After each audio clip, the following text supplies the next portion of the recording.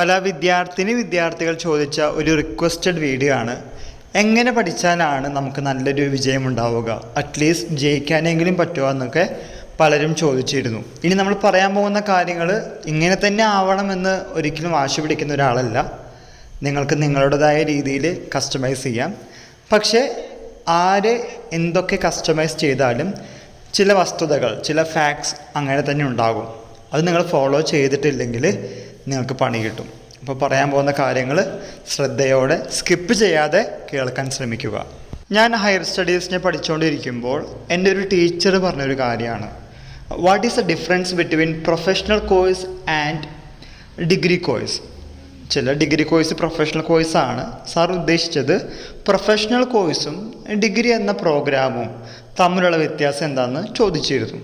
അപ്പോൾ പല വിദ്യാർത്ഥികൾ പലതരത്തിലുള്ള അഭിപ്രായങ്ങളും അവരുടേതായ രീതിയിലുള്ള ഉത്തരങ്ങളൊക്കെ പറഞ്ഞിരുന്നു. സാറ് വളരെ ലളിതമായി പറഞ്ഞു, നിങ്ങൾ ഡിഗ്രി സ്റ്റുഡൻസ് നാളെയാണോ പരീക്ഷയെങ്കിൽ ഇന്നോ അല്ലെങ്കിൽ നാളെ രാവിലെ പഠിക്കുള്ളൂ, അതിന് മുമ്പൊന്നും പഠിക്കില്ല.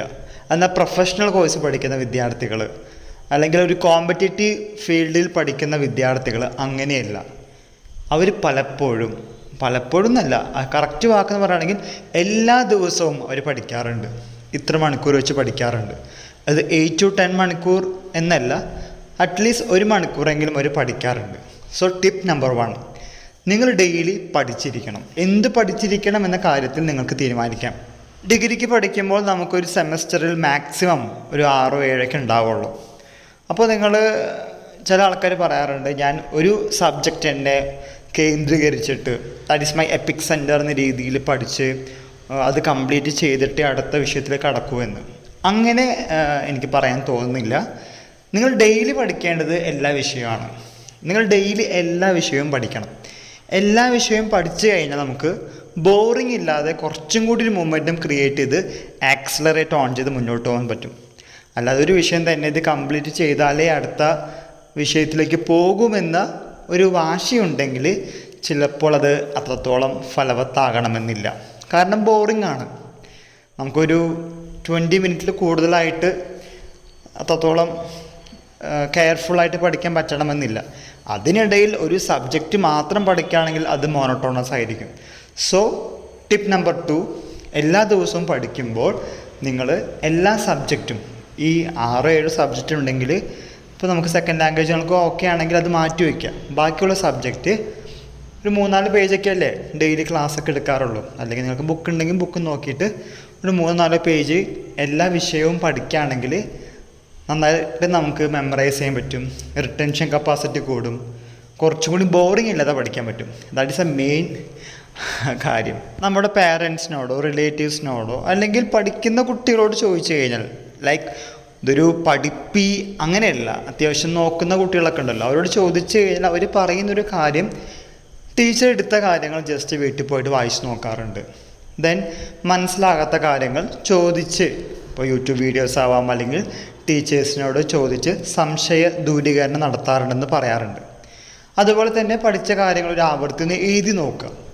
അത് എഴുതി നോക്കുക എന്ന് പറഞ്ഞു കഴിഞ്ഞാൽ നമ്മൾ വലിയ നോട്ട്ബുക്ക് എടുത്തിട്ട് ഫുള്ള് എഴുതി വയ്ക്കാമെന്നല്ല, സ്റ്റിക്കി നോട്ട്സ് വാങ്ങിക്കുക. അപ്പം ചെറിയ നോട്ട് പാഡോ സ്റ്റിക്കി നോട്ട്സോ, ഞാനൊക്കെ പഠിക്കുമ്പോൾ A4 ഷീറ്റ് പകുതിക്കാക്കി സ്റ്റാപ്ലറൊക്കെ അടച്ച് അറിയാവുന്ന കാര്യങ്ങളും അല്ലെങ്കിൽ അറിയാത്ത കാര്യങ്ങളൊക്കെ ഇങ്ങനെ 2 ഭാഗങ്ങളായി തരംതിരിച്ചിട്ട് എഴുതി വയ്ക്കാറുണ്ട്.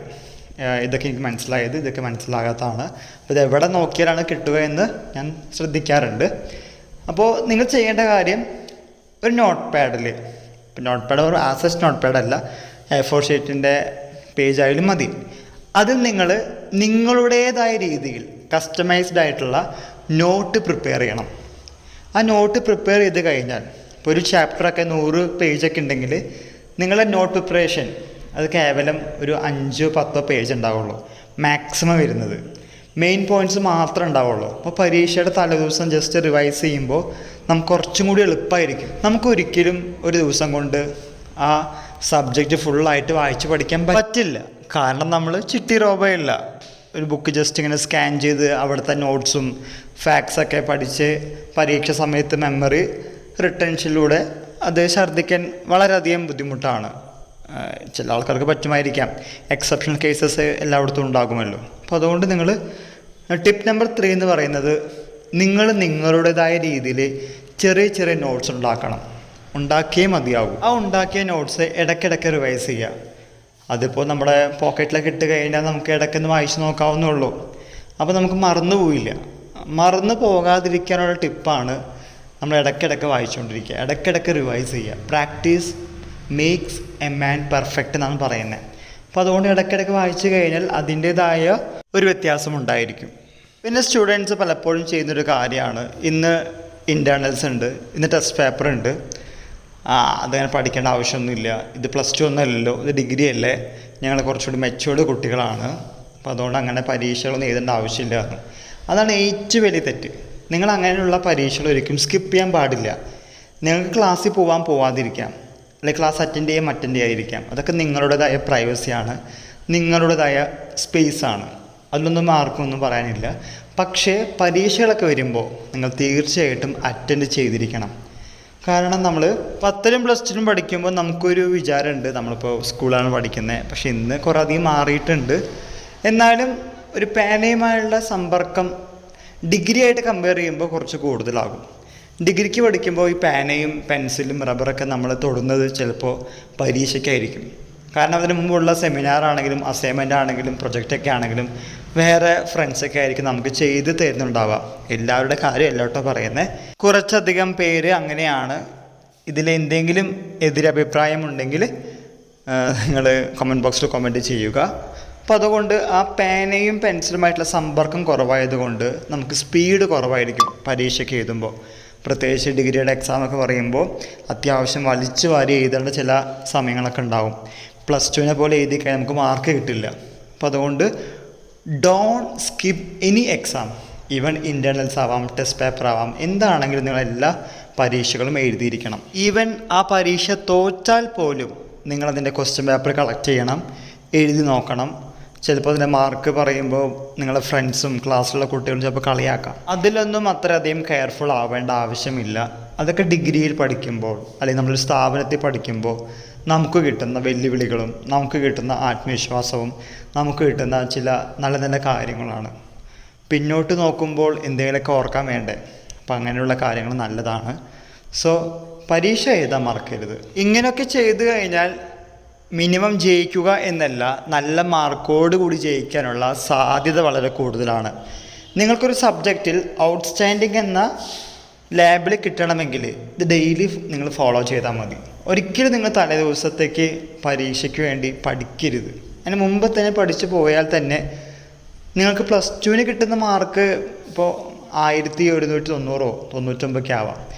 അത്ര മാർക്ക് നിങ്ങൾക്ക് ഡിഗ്രിക്ക് കിട്ടില്ലെങ്കിലും ഒരു ഡീസൻറ്റ് സ്കോറും ക്രമേണ ഔട്ട്സ്റ്റാൻഡിങ് എന്ന ഗ്രേഡിലേക്ക് മാറാൻ സാധിക്കും. ഇനിയും ആലോചിക്കുമ്പോൾ കുറേയധികം പോയിന്റുകൾ വരുന്നുണ്ട്. പക്ഷേ വീഡിയോയുടെ ലെങ്ത്ത് കൂടുതലാകുന്നത് കൊണ്ട് നമ്മൾ കൂടുതൽ പറയുന്നില്ല. ഇതുമായി റിലേറ്റ് ചെയ്യുന്ന എന്തെങ്കിലും സംശയങ്ങളുണ്ടെങ്കിൽ നിങ്ങൾക്ക് കമൻറ്റ് ബോക്സിൽ കമൻറ്റ് ചെയ്യാം. എല്ലാവർക്കും ഒരിക്കൽ കൂടി നന്ദി, നമസ്കാരം.